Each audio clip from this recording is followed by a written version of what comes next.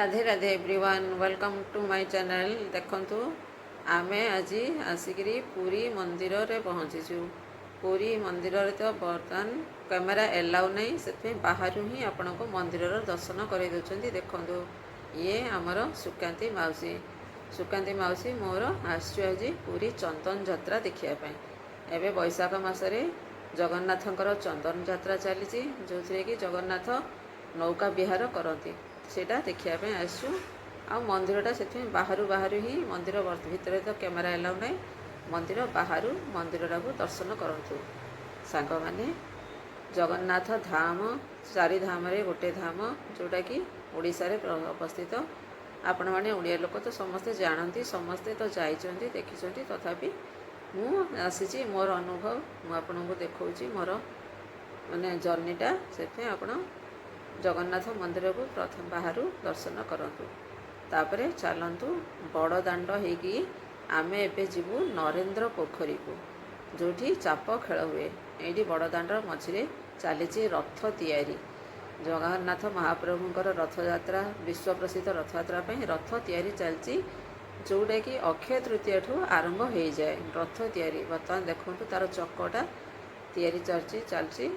ये पूरा एरियाटा एकदम थरिकी अच्छी रखाही, जो रथ बहुत बड़ एरियाटा, बड़ एरिया भितर ताको कराही सब देखु केते महारणा लगी रथर चक रथ तैयारी चलती। जगन्नाथ महाप्रभुंकर विश्व प्रसिद्ध रथयात्रा हुए, प्रतिवर्ष रथ तैयारी हुए। आउ से नुआ रथरे ही भगवान तांकर श्रीमंदिर बाहर की गुंडीचा मंदिर जाए जाती, जोड़ा कि समस्त को जगन्नाथ संस्कृति रे तो समस्त को अण हिंदू मान को छड़ा जाए। से जगन्नाथ रथयात्रा लोक बाहर ही दर्शन करिपारती नॉन हिंदू माने। एठी सब काठ पड़ी गंडी। ये आम सुकांती माउसी देखु बसी पड़े आसिकी गंडी रे, तापरे फोटो उठेगा कहते। एगुड़ाक सब काठ पड़ी बहुत एरिया रे, से पर्यंत जो यही काठरे ही रथ तैयारी हम। प्रतिवर्ष एमती काठ आसे, नुआ नुआ काठरे ही प्रतिवर्ष रथ तैयारी हुए।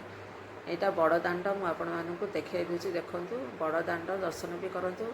बड़ दाण्डर भी किसी महत्व अच्छी, जोटा कि जगन्नाथ धाम रे बड़ धाम बड़ दाण्ड देखो चारिपटे केते लोक गहली होती। रिक्शा घोड़ा गाड़ी अट्टालिका सब देखा मिलूँ। बड़ दाण्ड यही रास्ता देखी आमे एबे जाऊँ नरेंद्र पोखरी। से देखो नरेंद्र भगवान बाहर जाऊँ नरेंद्र पोखरी। ये जो चाप खेल श्री मंदिर राधा दामोदर रामकृष्ण श्रीदेवी भूदेवी आउ पंचु महादेव बाहरती। पंचु महादेव पांचटा महादेव मंदिर अलग अलग जगार आसती। आउ एमाने समस्ते मिसिकी दीटा डंगारे तांकर चाप खेल हुए। बर्तमान भगवान जाउचंती नरेंद्र पोखरी, आमे तांको पछरे पछरे जाउचु। नरेंद्र पोखरी रे पहुँची गले एबे तांकर सब रथ रखा है जाइछि। तांकर नीतिकांति आउ किछि अछि, से नीतिकांति विषय तो मुझे बेसी किछि जानिनी, आपण मानू खाली देखै दोछि। आउ एठी महाप्रभु सब भगवान माने अछंती। आउ भोग लागिछि, भोग लागिबो, भगवान खाई सारिबे, तापरे भितर को जिबे। देखंतु तांके कि सुंदर फूल रे सजा हैछि। से मानको भितर को जाइकी नौकारे नौका विहार करिवे। सुकांती माउसी हमर पोजिशन देकी ठिया ही पड़चंती फोटो पाई। देखंतु भगवानकर रथ सब 5टा रथ अच्छी। से रथ मानक कौथे रामकृष्ण, कौथे श्रीदेवी भूदेवी, कौथे राधा मदन मोहन आउ पंच महादेवकर अच्छा। एमाने सब श्रृंगार होकर बसुँच। बर्तमान रथर को भगवान को निया हो गला। यहाँ हूँ 2टा रथ देखो, ये गोटे रथ से गोटे रथ टी दूर से देखा मो पाखे जापारे से दूर रेकर्डिंग करुँची। 2टा रथरे गोटे रथरे पंच महादेव जीवे, से ही सेकेंड रथटारे पंच महादेव जीवे।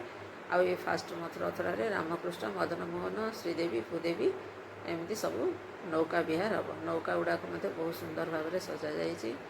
देखंतु नौका विहार यहाँ हूँ नरेंद्र पोखरी, नरेंद्र पुष्करणी जहाँ कहुए। पोखरी को देखो लाइट रे कितने सुंदर सजा है, बहुत सुंदर देखा जाउछि पोखरी। पोखरीटार जल परिष्कार होकर अच्छी। ये भगवान एवं तांकर नौका विहार करेंगे। खरा दिने गरम रे असहाय हो जाउछन्ति, सेइथाई श्रीमंदिर बाहर की नौका विहार करुछन्ति। गरम तो लगुच ना, से ठंडा से नौका विहार करेंगे। ଏଇଟା ବର୍ତ୍ତମାନ ଫାଷ୍ଟ, ୟାକୁ ଚାପ ଖେଳ କୁହାଯାଏ। ଏଇଟା ବର୍ତ୍ତମାନ ଫାଷ୍ଟ ଚାପଟା ହେବ। ତାପରେ ଆଉଥରେ ପୁଣି କିଛି ସମୟ ବ୍ରେକ୍ ହେଉଛି, ଭଗବାନଙ୍କର ସବୁ କ'ଣ ନୀତିକାନ୍ତି ସବୁ କିଛି ହେଉଛି। ତାପରେ ସେକେଣ୍ଡ ଚାପ ଆଉଥରେ ଗୋଟେ ହେଉଛି, ତାପରେ ପ୍ରଭୁ ଶ୍ରୀମନ୍ଦିର ଫେରୁଛନ୍ତି। ତ ବର୍ତ୍ତମାନ ଏବେ ଫାଷ୍ଟଟା ଷ୍ଟାର୍ଟ ହେଲା। ଦେଖନ୍ତୁ ଡଙ୍ଗା ବାହାର ପଡ଼ିଲା, ନୌକା ବାହାରିଲା, ପୁରା ପୁଷ୍କରିଣୀରେ ସେମାନେ ଗୋଟେ ରାଉଣ୍ଡ ମାରିବେ। ଆଉ ସବୁ ଆସିଲା ପରେ ସେଇଠି ମଣ୍ଡପଟା ଯେଉଁ ଦେଖାଯାଉଛି ସେଇଠି ତାଙ୍କର ବାକି ନୀତିକାନ୍ତି ହେବ। ସେ ଭିତରକୁ ଜମା କ୍ୟାମେରା ଏଲାଉ ନାହିଁ, ସେଥିପାଇଁ ସେଇଟା ଆଉ ଆପଣମାନଙ୍କୁ ଦର୍ଶନ କରାଇ ପାରିବେନି। ଯେଉଁ ଗାଧେଇବେ ସେ ଭିତରେ କୁଣ୍ଡରେ, ଚନ୍ଦନ କୁଣ୍ଡରେ ସବୁ ଠାକୁରମାନଙ୍କୁ ଗାଧୁଆ ଯିବ। ନୌକା ବିହାର ହେଇସାରିଲା ପରେ ଆସିଲା ପରେ ସେମାନେ ଚନ୍ଦନ ପାଣିରେ ଗାଧେଇବେ, ଗାଧେଇକି ନିଜର ଦେହକୁ ଶୀତଳ ପ୍ରଦାନ କରିବେ। ସେଥିପାଇଁ ଚନ୍ଦନ ପାଣିର ସବୁ କୁଣ୍ଡ ତିଆରି ହେଇଥିବ। ସେ କୁଣ୍ଡ ଭିତରେ ପ୍ରଭୁଙ୍କର ବସ୍ତ୍ର ଫସ୍ତ୍ର ସବୁ ବାହାର କରିକିରି ସେଇଠି ସେମାନଙ୍କୁ ଗାଧେଇବା ପାଇଁ ବୁଡ଼େଇକି ରଖିବେ। ସେଇ ଜିନିଷଟା ପାଇଁ କ୍ୟାମେରାର ଏଲାଉ ନାହିଁ, କ୍ୟାମେରା ସେଠିକି ମନା କରୁଛନ୍ତି, ସେଥିପାଇଁ ସେଇଠି କ୍ୟାମେରା ଯାଇପାରିବ ନାହିଁ। ବର୍ତ୍ତମାନ ଆପଣଙ୍କୁ ବାହାରୁ ବାହାରୁ ହିଁ ଦେଖାଇ ଦେଉଛି ନୌକା ବିହାରଟା। ଦେଖନ୍ତୁ ଏବେ ନୌକା ତ ବାହାରି ପଡ଼ିଲା। ଏବେ ପୁରା ପୁଷ୍କରିଣୀଟାକୁ ଗୋଟେ ରାଉଣ୍ଡ ମାରିବେ ସେମାନେ, ଦୁଇଟା ଯାକ ନୌକା ଆଗ ପଛ ହେଇକି ଦୁଇଟା ଯାକ ନୌକା ପୁରା ପୁଷ୍କରିଣୀର ପରିକ୍ରମା କରିବେ। ତାପରେ ଯାଇକି ତାଙ୍କର ନେକ୍ସଟ ନୀତିକାନ୍ତି ହେବ। ସେଇଠି ଭୋଗରାଗ ସବୁ ହୁଏ, ବହୁତ ବିଭିନ୍ନ ପ୍ରକାର ଭୋଗରାଗ ସେଇଠି ବନାଯାଏ ପୁରା ଦେଶୀ ଘିଅରେ। ସେସବୁ ଭୋଗରାଗ ଗାଧୋଇ ସାରିଲା ପରେ ତାଙ୍କୁ ଭୋଗରାଗ ଦିଆହେବ, ଭୋଗ ଖାଇବେ। ପୁଣି ଥରେ ନେକ୍ସଟ ସେକେଣ୍ଡ ଚାପଟା ପାଇଁ ସେମାନେ ବାହାରିବେ। ରାତିରେ ଆଉଥରେ ସେକେଣ୍ଡ ଚାପ ଏମିତି ନରେନ୍ଦ୍ର ପୋଖରୀ ପରିକ୍ରମା କରିକି ତାପରେ ମନ୍ଦିରକୁ ସେମାନେ ଯାଆନ୍ତି। ତ ବର୍ତ୍ତମାନ ଦେଖନ୍ତୁ ନୌକା ବିହାର ତ ଚାଲିଛି। ମୁଁ ନୌକା ବିହାରଟା ଦୂରରୁ ହିଁ ଦେଖାଯାଉଛି, ପାଖରୁ ତ କିଛି କରିପାରିବେନି, ଦୂରରୁ ହିଁ ରେକର୍ଡ଼ିଂ କରୁଛି। ନୌକା ଚାଲିଲା। ଏବେ ମୁଁ ପୁଷ୍କରିଣୀଟାକୁ ଆପଣଙ୍କୁ ଦେଖାଉଛି। ଦେଖନ୍ତୁ ଏଇଟା ହେଉଛି ନରେନ୍ଦ୍ର ପୁଷ୍କରିଣୀ। କେତେ ସୁନ୍ଦର ଲାଇଟ୍ରେ ସଜାଯାଇଛି, କେତେ ବଢ଼ିଆ ଦେଖାଯାଉଛି। ଚାରିପଟେ ପୁରା ଲାଇଟ୍ ଲାଗିଛି। ଏମିତି ଭଗବାନଙ୍କର ଇଏ ଗୋଟେ ଅପୂର୍ବ ଲୀଳା। ଏ ଅପୂର୍ବ ଲୀଳାକୁ ଭଗବାନଙ୍କର ସମସ୍ତଙ୍କୁ ଦର୍ଶନ କରିବା ପାଇଁ ବହୁତ ଭିଡ଼ ବି ହୁଏ ପ୍ରତିବର୍ଷ। ପ୍ରବଳ ଭିଡ଼ ଭିତରେ, ଏତେ ଗରମରେ ବି ଲୋକ ପ୍ରବଳ ଭିଡ଼ ହେଇକି ଆସନ୍ତି ଦେଖିବା ପାଇଁ, ପ୍ରଭୁଙ୍କର ଲୀଳାରେ ସାମିଲ ହେବା ପାଇଁ। ଏ ଦିବ୍ୟ ଲୀଳାକୁ ଆମର ଏ ଚର୍ମ ଚକ୍ଷୁରେ ଆମେ ଦେଖିବା ପାଇଁ ଆସିଛୁ, ପ୍ରଭୁଙ୍କର କୃପା ପାଇବା ପାଇଁ ଆସିଛୁ। ଦେଖନ୍ତୁ ବହୁତ ଲୋକ ଅଛନ୍ତି। ବର୍ତ୍ତମାନ ଆଜି ତ ଆହୁରି କମ୍ ଲୋକ ଅଛନ୍ତି ବୋଧହୁଏ। ମୁଁ ଭାବୁଛି ଯେଉଁ ଯୁଦ୍ଧ ପାଇଁ ଡରିକି ଲୋକ ଟିକେ କମ୍ ଅଛନ୍ତି। ଏବେ ଯାହା ବେଶୀ କିଛି ଲୋକ ଅଛନ୍ତି ସବୁ ଲୋକାଲ ଲୋକ ହିଁ ଅଛନ୍ତି, ବାହାର ଆଉଟସାଇଡ଼ର ଟୁରିଷ୍ଟ ମାନେ ବହୁତ କମ୍ ଅଛନ୍ତି। ତ ବର୍ତ୍ତମାନ ସେପଟ ସାଇଡ଼ ସେ ମଣ୍ଡପ କ୍ରସ୍ କରିକି ଏପଟ ସାଇଡ଼କୁ ରଥ ମାନେ ନୌକା ଆସିଲା। ଦେଖନ୍ତୁ ନୌକାରେ ଭଗବାନ ବିରାଜମାନ କରିଛନ୍ତି, ତାଙ୍କର ପରିକରମାନେ ତାଙ୍କର ସେବାରେ ଲାଗିଛନ୍ତି। ନୌକା ମାନେ ଯିଏ ନୌକା ଚଲେଇବା ବାଲା ନୌକା ଚଲାଉଛନ୍ତି, ତାଙ୍କର ପୂଜକମାନେ ସାଇଡ଼ରେ ଠିଆ ହେଇଛନ୍ତି। ଯିଏ କିଏ ଚାମର କରୁଛି, କିଏ ଆଲଟ କରୁଛି, ଏମିତି ତାଙ୍କର ସେବା ଚାଲିଛି। ନୌକା ବିହାରରେ ପ୍ରଭୁ ନୌକା ବିହାର କରିବେ, ଖୋଲା ପବନ ଖାଇବେ, ଦେହକୁ ଟିକେ ଥଣ୍ଡା ଦେବେ, ସେଥିପାଇଁ ନୌକା ବିହାର କରୁଛନ୍ତି। ବାହାରେ ପୋଖରୀରେ ନୌକା କି ସୁନ୍ଦର ସଜା ହେଇଛି। ଦେଖନ୍ତୁ ନୌକାକୁ ଡଙ୍ଗା ଉପରେ ଏମିତି ଭାବରେ ସିଷ୍ଟମ୍ କରିକିରି ସଜେଇଛନ୍ତି। ତାଙ୍କର ପରିକରମାନେ ଆଉ ଭଗବାନଙ୍କୁ ନେଇକରି ସେଇ ନୌକା ବିହାର କରନ୍ତି।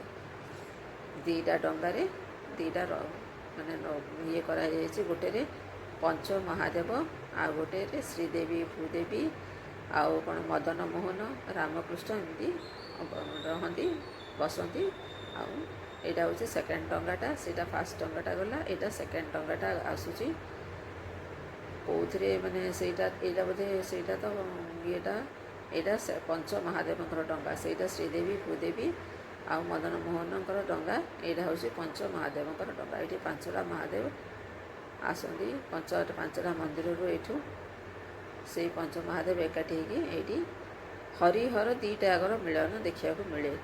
ହରି ବି ଆସନ୍ତି, ତାଙ୍କର ପରିକର ତାଙ୍କର ଶ୍ରୀଦେବୀ ଭୂଦେବୀ ସହିତ, ଆଉ ହର ମଧ୍ୟ ଆସନ୍ତି। ପାଞ୍ଚଟା ଜାଗାରୁ ପାଞ୍ଚଟା ହର ଆସନ୍ତି, ହରିହର ମିଳନ ହୁଏ। ହରିହରଙ୍କର ଏଇଟା ନୌକା ବିହାର। ତ ଏମିତି ନୌକା ବିହାର ପ୍ରତିବର୍ଷ ଏଇ ବୈଶାଖ ମାସ ଅକ୍ଷୟ ତୃତୀୟାଠୁ ଏଇଟା ଷ୍ଟାର୍ଟ ହୁଏ, ଆଉ 21 ଦିନ ପର୍ଯ୍ୟନ୍ତ ଏଇ ଚନ୍ଦନ ଯାତ୍ରା ଚାଲେ। ତ ଫ୍ରେଣ୍ଡସ୍, ଆପଣମାନଙ୍କୁ ଏଇ ଭିଡ଼ିଓଟି ଯଦି ଭଲ ଲାଗୁଛି, ଦେଖନ୍ତୁ ପ୍ରଭୁଙ୍କ ଦର୍ଶନ ଲୀଳାର ଦର୍ଶନ ମୁଁ କରାଉଛି। ଯଦି ଭିଡ଼ିଓଟି ଭଲ ଲାଗୁଛି ତାହେଲେ ଲାଇକ୍ କରିଦିଅନ୍ତୁ, ସେୟାର କରିଦିଅନ୍ତୁ, ଆଉ ଚ୍ୟାନେଲ୍ରେ ନୂଆ ଥିଲେ ପ୍ଲିଜ୍ ସବସ୍କ୍ରାଇବ୍ ବି କରିଦିଅନ୍ତୁ ଟୁ ସପୋର୍ଟ ମି।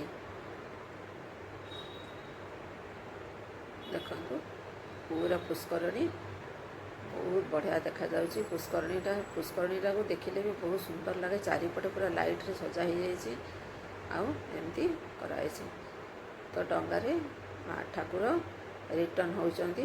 ଏବେ ବର୍ତ୍ତମାନ ଏପଟ ସାଇଡ଼୍ରୁ ପୁଣି ପଳେଇ ଆସିଲେଣି ଡଙ୍ଗାରେ, ସେ ରିଟର୍ଣ୍ଣ ହେବେ। ଯେଉଁଠୁ ବାହାରିଥିଲେ ଆଉଥରେ ପୁଣି ସେଇଠିକି ଆସିକି ପହଞ୍ଚିବେ। ଆଉ ସେଇଠୁ ତାଙ୍କୁ ଡଙ୍ଗାରୁ ବାହାର କରିକି ନେଇକି ମଣ୍ଡପ ଉପରେ ତାଙ୍କର ଅନ୍ୟାନ୍ୟ ନୀତି ଚାଲିବ। ଜଗନ୍ନାଥଙ୍କର ବହୁତ ନୀତିକାନ୍ତି ସବୁକିଛି ଅଛି। 12 ମାସରେ 13 ପର୍ବ। କେତେବେଳେ ଜଗନ୍ନାଥ ଧାମରେ ଜଗନ୍ନାଥ ମନ୍ଦିରର କୌଣସି ପର୍ବପର୍ବାଣୀର ଅଭାବ ନାହିଁ। 12 ମାସରେ 13 ପର୍ବ ତାଙ୍କର ବହୁତ ନୀତିକାନ୍ତି ହୁଏ, ବହୁତ ନୀତିକାନ୍ତି। ସେ ନୀତିକାନ୍ତି ବିଷୟରେ ମୁଁ ବି ବେଶୀ କିଛି ଜାଣିନି, ସେଥିପାଇଁ ମୁଁ ଆପଣମାନଙ୍କୁ କହିପାରୁନି। ଖାଲି ମୁଁ ଦେଖିବାକୁ ଆସିଛି ତ ମୁଁ ଆପଣମାନଙ୍କୁ ଦର୍ଶନ କରାଇ ଦେଉଛନ୍ତି। ଆପଣମାନେ ଦର୍ଶନ କରନ୍ତୁ ନୌକା ବିହାର ପ୍ରଭୁଙ୍କର। ଏମିତି ଚାଲିଛି। ଶଙ୍ଖ ହୁଳହୁଳିରେ ପୁରା ଫାଟି ପଡ଼ୁଛି ଏରିଆ। ଭକ୍ତମାନେ ଶଙ୍ଖ ହୁଳହୁଳି ଦେଇକି ଭଗବାନଙ୍କୁ ଅଭିନନ୍ଦନ କରୁଛନ୍ତି, ଜଣାଉଛନ୍ତି। ତାଙ୍କ ନୌକା ବିହାରକୁ ଏନ୍ଜୟ କରୁଛନ୍ତି, ପ୍ରଭୁଙ୍କର ଲୀଳା ଦର୍ଶନ କରୁଛନ୍ତି।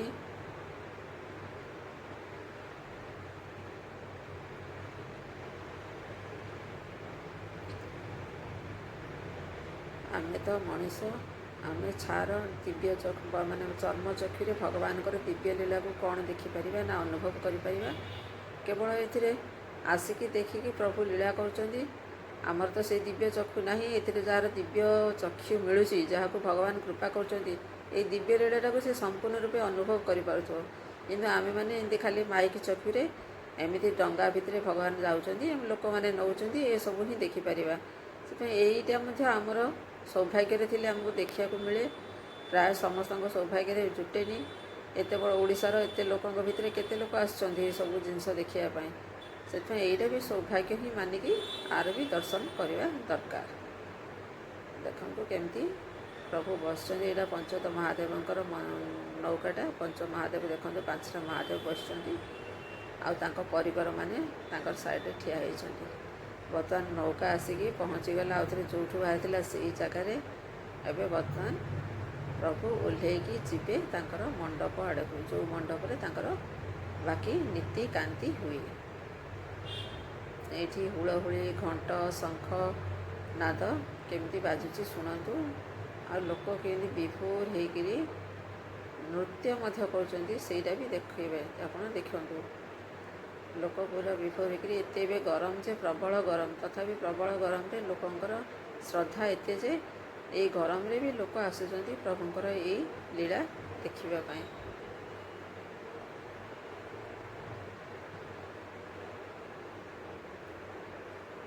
ବହୁତ ସୁନ୍ଦର ଲୀଳା ଦେଖନ୍ତୁ କେମିତି ନୃତ୍ୟ କରୁଛନ୍ତି। ବିଭୋର ହେଇକି ଲୋକମାନେ ଘଣ୍ଟ ମୃଦଙ୍ଗ ବଜେଇକି ହୁଳହୁଳି ଦେଇକି ଏମିତି ଲୋକମାନେ ବିଭୋର ହେଇକି ନୃତ୍ୟ କରୁଛନ୍ତି। ତ ଆପଣମାନେ ମଧ୍ୟ ତାକୁ ଏନ୍ଜୟ କରନ୍ତୁ।